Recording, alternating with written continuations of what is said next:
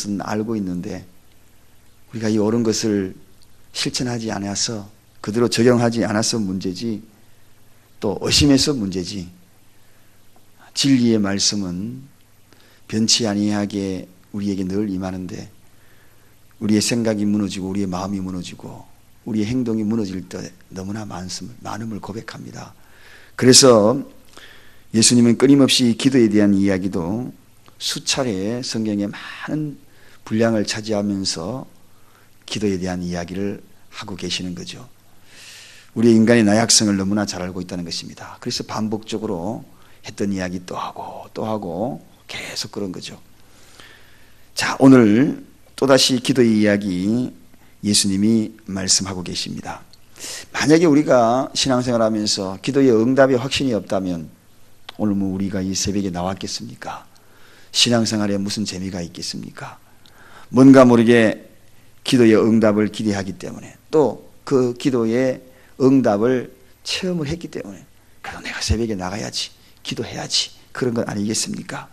자, 오늘 이 무화과나무 비유를 이야기하면서 기도에 대한 그 이야기가 연계되어서 또 연속성상에 있는 것을 봅니다.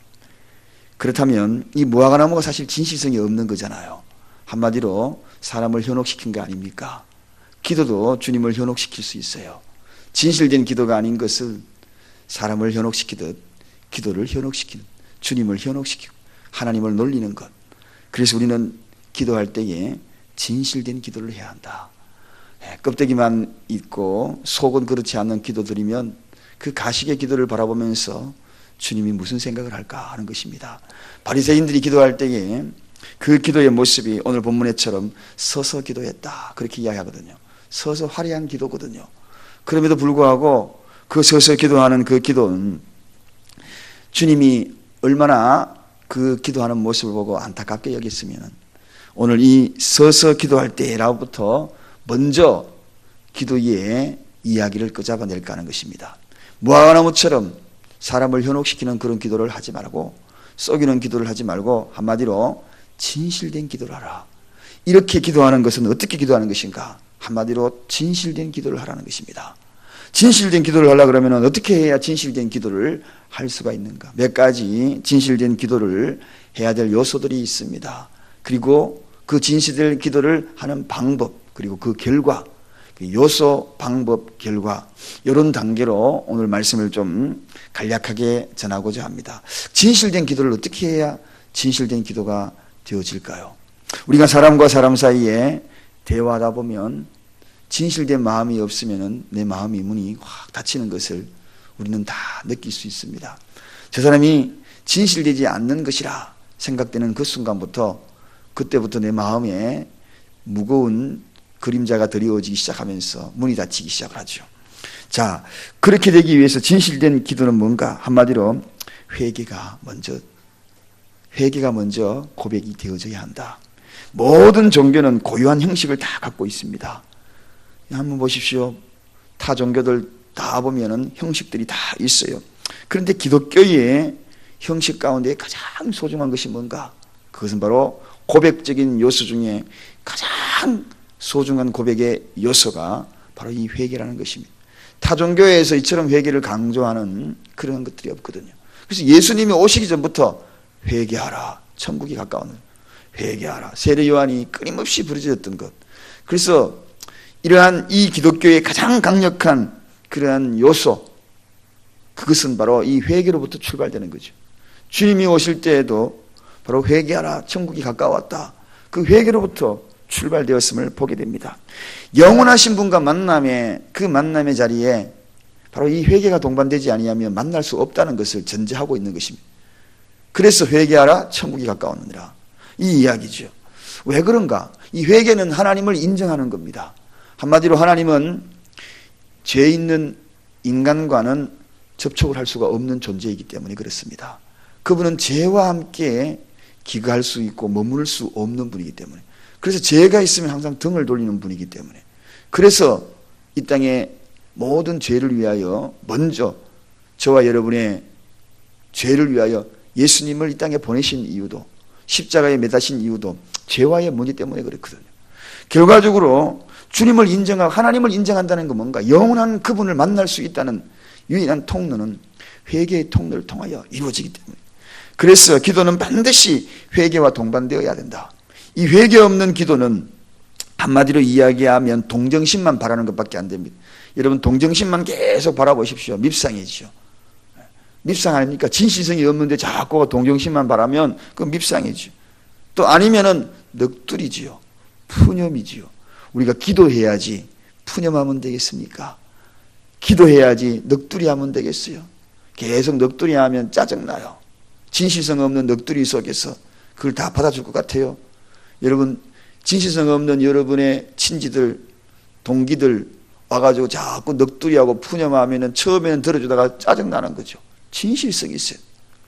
그 진실성을 가져오는 것은 하나님과의 관계성 속에서는 회개다.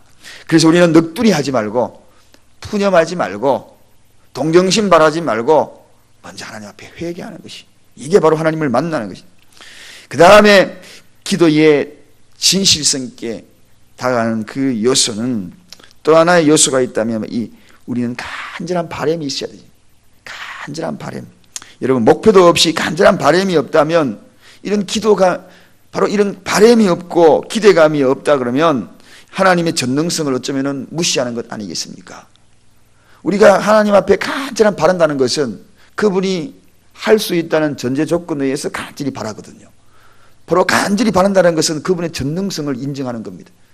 당신은 전지전능하신 분입니다. 전능하신 분입니다. 이걸 히브리어로 엘샤다이 하나님입니다. 바로 아브라함이 하나님 앞에 기도할 때 우리는 이미 내 안에는 이미 자녀를 낳을 수 있는 그런 능력도, 그런 인간적인 생체 기능도 다 끝이 났습니다. 내 나이가 지금 몇입니까? 그때 하나님은 전능하신 하나님이 아니냐, 능치 못할 일이 없는 분이 아닌가, 그러한 이야기가 그들에게 전해졌어. 결국은 그 믿음이 그대로 현실적으로 100세의 자녀를 낳는 그러한 일들을 경험하지 않습니까? 기도는 전능자와의 만남이라는 것입니다. 다른 사람과의 만남이 아니라 전능자의 간절한 바람이 있어요. 기대감이 가슴 속에 벅차올, 무엇을 줄까? 그럴 때 우리가 기대감이 가슴에 벅차가지고 하나님 앞에 나오는 이 기대감, 간절한 바람이 있어야 돼요. 이게 바로 거대한 불가능 앞에, 그 거대한 불가능도 가능할 수 있다는 것. 우리가 앞에서 묵상했던 것이 뭡니까? 거대한 불가능이 이 산이 옮겨가지고 저쪽으로 옮겨진다는 것, 바다에 던지운다는 것, 이거 거대한 불가능이거든요. 근데 그 거대한 불가능을 믿음으로 성화시켜서 간절한 바람으로 하나님 앞에 기도하는 것, 이게 뭔가요? 전능성을 인정하는 거죠. 그 전능성을 인정하며 기도하는 것이 오늘 이 기도다. 오늘 이 두 번째 간절한 바람이세요. 세 번째는 기도는 하나님과의 대화다. 여러분, 그렇습니다. 진실한 대화가 되어야 되죠. 기도는 한마디로 인격과 인격의 만남입니다. 그래서 진솔한 것이 필요한 것입니다. 거룩하신 인격, 그분 앞에 나도 나왔을 때는 내 인격의 모난 모습을 하나님 앞에 그대로 진실되게 내려놔야 돼. 그래서 하나님이 그걸 인정해 줘야 돼. 가려워진 것은 인정받지 못합니다. 기도할 때에 내 머리 뚜껑이 항상 열려있다 생각을 해야 돼. 나는 이런 사람입니다 하고 고백되어질 수 있어요. 내 모든 모습이, 내 모든 속내가 다 보여질 수 있어요. 사람에게는 보여줄 수 없어도 하나님께는 다 보여줄 수 있어요. 기도하다가 갑자기 뭐가 탁 걸려가지고 낚시바늘이 나를 딱 거는 듯한, 이거 기도하면 괜히 양심 내가 지키지 못할 것 같은데 막 이런 마음이 막 들어가더라도 그 마음조차도 하나님 앞에 내려놓는 것, 이게 뭡니까? 인격과의 만남이죠. 그런 경우 참 많거든요. 요 기도할 때마다 여기 탁탁 걸려. 자꾸 양심에 뭔가 쿡쿡 찔러. 근데 그거 기도하면 내가 손해볼 것 같아. 그건 내가 실천 못할 것 같아. 그럴 때라도 주님, 저는 이런 존재입니다. 제가 연약성이, 부족함이 이렇습니다 하고 그거 맞춰도 솔직하게 고백되어질 때 하나님은 그게 바로 인격과 인격의 만남이에요. 내 인격은 이 정도밖에 안 되지만 하나님, 내 부족한 내 모습을 하나님께서 받아주실 것으로 믿습니다. 이러한 모습이 중요하다는 것입니다. 자, 이렇게 기도의 요소를 갖추면 기도의 방법을 이제는 그 방법대로 기도하는 게 중요합니다. 방법은 어떻게 기도하는가? 믿음으로 구하는 것이 중요합니다. 여러분, 기도는 어떻게 구한다고요? 믿음으로. 이 믿음이라는 거 늘 강조되고 끊임없이 들어지는 이야기지만, 이 믿음으로 구한다는 것이 과연 어떻게 구하는 것이 믿음으로 구하는 것인가? 그 질문을 던져보기도 하지요. 믿음으로 구한다는 것, 한마디로 이 믿음의 정의부터 먼저 한번 잠깐 생각해 보십시다. 믿음이라는 것, 여러분, 우리가 억지로 신념으로 믿는 것, 이거 믿음이 아닙니다. 내가 믿어야지. 그건 믿음이 아니에요. 그렇게 믿는 것은 믿음이 아니라 내 스스로 인정하는 신념에 불과한 거죠. 신념과 믿음은 구분되는 겁니다. 믿음은 전적인 하나님의 신뢰와, 그리고 그 신뢰와 동반되어지는 순종이 따를 때 믿음이 되는 거죠. 이게 중요한 거예요. 신뢰와 순종. 그냥 자동적으로 내 몸이 그렇게 들어주고 내 생각이 그렇게 되어지는 것입니다. 이게 믿음이. 억지로 되어지는 게 아니에요. 이런 억지로 믿어라 그냥 믿어지는 사람들 있습니까? 그래서 우리가 그 믿음은 주라고 고백하는 것은 성령이 아니하고서는 안 되는 거죠. 성령이 우리를 믿게 해야 된다네. 그럴 때 나도 모르게 순종이 동반되어지고 하나님의 신뢰가 동반되어지는 거죠. 여러분, 이 강대상에 기대라 그럴 때 여기에 대한, 이거 다 썩어 문드러진 그런 나무라 그러면 그거 내가 그래도 믿어야지 하고 기댈 수 있겠어요? 그렇지 않다는 것입니다. 자동적으로 내 몸이 말이 듣는 겁니다. 자기도 모르게 몸이 그렇게 하는 겁니다. 신뢰가 가는 거죠. 그리고 자기도 모르게 발걸음을 옮겨서 순종되어지는 거죠. 이게 믿음이라는 것입니다. 이런 믿음으로 기도하라는, 그런 믿음으로 기도하는 그 기도는 어떤 건가? 사사로운 정욕이 아닌 하나님의 영광을 위해서 자동적으로 기도가 나오는 거죠. 그렇습니다. 기도의 방법은 믿음으로 기도하되, 어떻게 해요? 사사로운 정욕이 아닌 하나님의 영광을 위하여. 이게 첫 번째 조건이에요. 그 다음에 기도 어떻게 하는가? 인간의 신념이 아닌 하나님의 약속의 근거에 의해서 기도해야 한다. 말씀의 근거에 의해서 기도하는 것이, 이게 바로 믿음으로 기도하는 거예요. 말씀의 근거. 그래서 우리가 말씀을 듣는 것이 참 중요합니다. 말씀에 근거하여서, 하나님, 내가 말씀에 의지하여 그물을 내리다. 주님이 베드로에게 말씀을 하자마자 저 깊은 곳에 그물을 내려라. 베드로가 뭐라고 합니까? 그 깊은 곳에는 원래는 고기가 잘 다니지 않는 곳이에요. 그런데 말씀에 의해서 내가 그물을 내리라. 베드로는 상식과 경험은, 베드로가 그물 내릴 곳은 얕은 곳입니다. 갈릴리에서 어부 출신이에요. 그런데 예수님은 목수 출신이에요. 그런데 깊은 곳에 내리라. 그때에 전혀 상반된 내용이. 그런데 베드로가 한 고백이 뭡니까? 내가 말씀에 의지하여 내리겠습니다. 그때 그물이 찢어졌다는 것입니다. 여러분, 말씀에 근거하여, 약속에 근거하여 기도하는 거예요. 신념에 근거한 것이 아니라 말씀에 근거하여. 그 다음에 보상이 아닌 하나님의 은사를 사모하는 마음으로 기도해라. 나 이거 보상 심리적인, 내가 이거 했으니까 보상해달라는 그러한 심리, 그거 너무나 우리의 인간적인 모습이죠. 우리는 기도할 때에 보상의 심리가 아닙니다. 하나님의 은혜만 구할 뿐입니다. 할렐루야. 그렇습니다. 하나님, 내가 얼마나 새벽에 나와서 기도했으면 새벽에 나왔는데 하나님 응답 안 주시려고요. 이런 기도가 아니에요. 우리는 이미 1만 달란트 이상을 보상받은 사람. 여러분, 100데나리온을 겨우 일해놓고 1만 달란트 구원의 문제를 해결받은 사람이 100데나리온 문제를 놓고 하나님 앞에 엎드립니까? 그게 아니다. 바로 이러한 문제를 오늘 우리가 기도의 방법을 꼭 가져. 그 다음에 기도의 방법 하나 더 덧붙이면 사랑을 품어야 된다. 오늘 본문의 25절에 기도할 때에 아무에게나 혐의가 있거든 용서하라. 그렇게 용서하라. 기독교는 용서가 본질입니다. 기독교의 본질은 하나님이 우리를 용서하셔서 너희도 용서하라. 용서가 본질입니다. 응답의 수단은 뭐냐? 기도 응답의 수단이 뭐냐? 용서입니다.